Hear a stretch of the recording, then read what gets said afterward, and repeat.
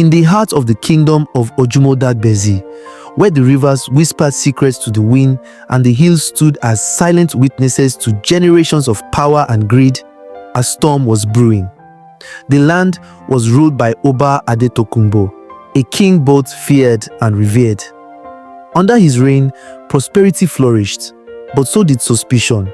Adegbite, once a trusted royal messenger, had been accused of treason.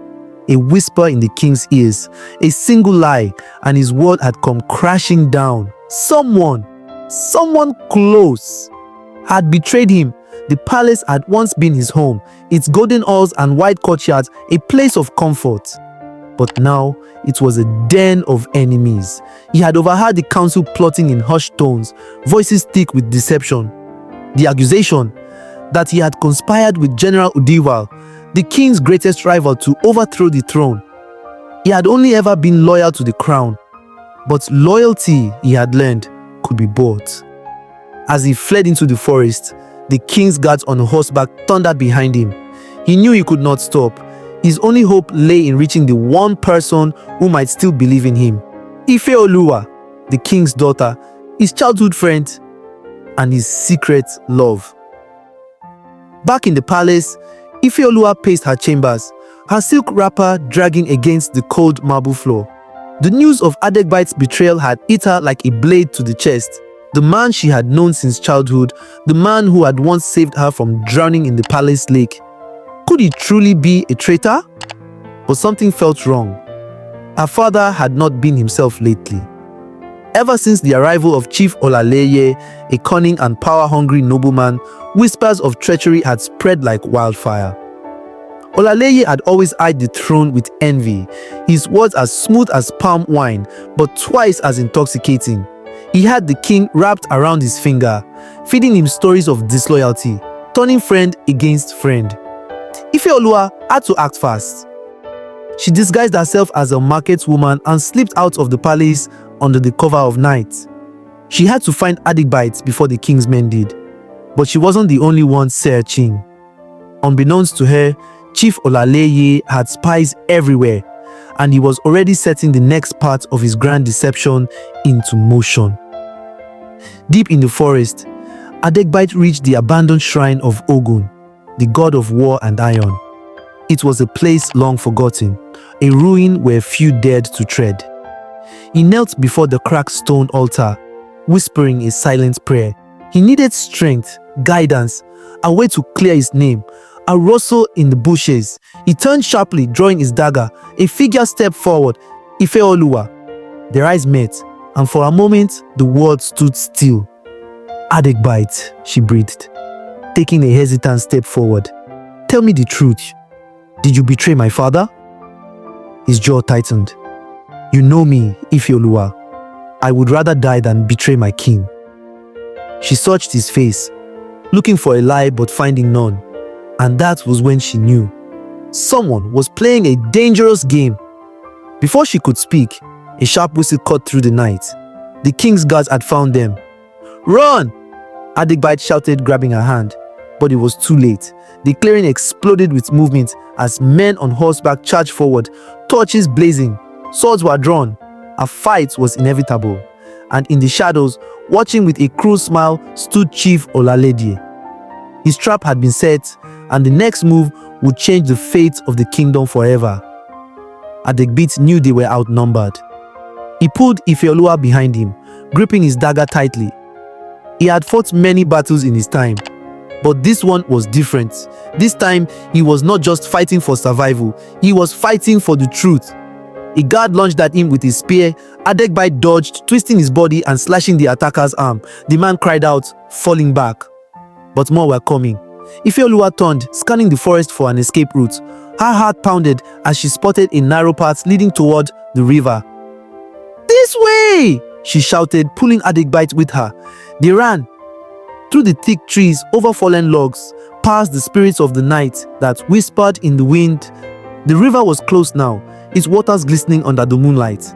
If they could cross it, they might have a chance. But then, an arrow whizzed past, narrowly missing Iféolúwa's head.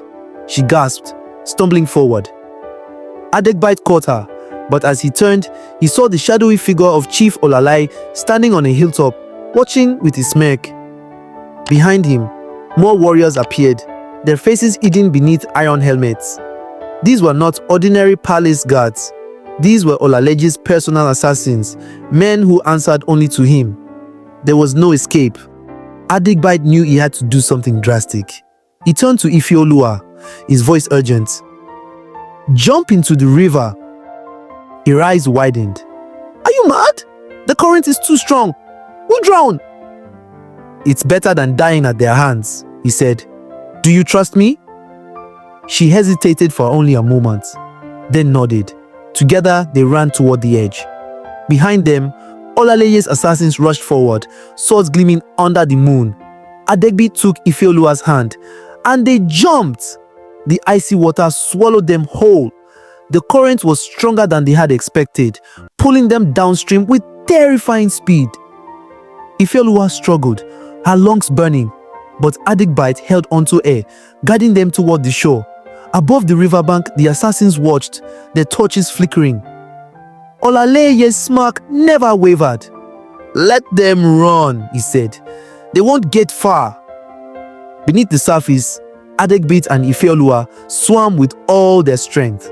Finally, they reached the far side of the river, crawling onto the wet earth, coughing and gasping for air. For a long moment, neither of them spoke.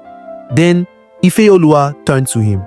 "Now what?" Adegbite's gaze hardened. "We find proof. We expose the truth." Iféolúwa nodded. "And we take back the kingdom." Little did they know, the real deception had only just begun. A dense forest shrouded in mist. The sound of the river still roars in the distance as the first hints of dawn creep over the horizon. Adegbite and Iféolúwa sit beneath the twisted roots of an ancient tree, soaked, exhausted, and haunted. The night had been long, and the weight of betrayal hung heavy in the air. Adegbite squeezed water from his torn tunic, his jaw clenched in deep thought. "We cannot run forever," he murmured. "Chief Olaleye has poisoned the king's mind. If we do nothing, he will soon control all of Ojúmọ dàgbèsí."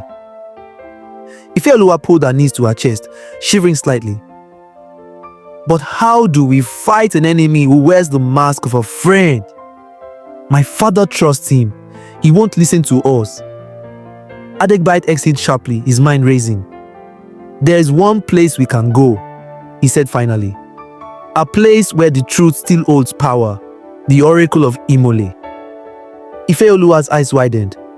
"The Oracle? No one dares seek her unless they are prepared for the truth, no matter how painful." Adegbite met her gaze. "That is exactly why we must go." The journey to the Oracle's shrine was treacherous. The path was known as the Popona Inu Kunkun, the Road of Shadows. Legends spoke of spirits that lurked in the trees, testing the hearts of those who dared to pass. As they walked deeper into the thick forest, a strange silence fell around them. Even the birds refused to sing. Then a whisper, software cold, unnatural. Iféolúwa spun around, her hand gripping Adegbite's arm. "Did you hear that?" Before he could answer, a thick fog rolled in, swallowing them whole. Shadows twisted through the mist, forming figures, vague but watching. A voice echoed from nowhere and everywhere. "Who seeks the truth?" Adegbite straightened his shoulders. "We do." The mist swirled violently, and suddenly a figure stepped forward. An old woman, her eyes milky white, her skin as dark as the night. She was adorned in cowries and beads, and her presence seemed to bend reality itself. She was the Oracle of Imole. "You come seeking the truth," she rasped, her gaze piercing into their souls. "But the truth is never without its price." Adegbite stepped forward. "We will pay whatever it takes."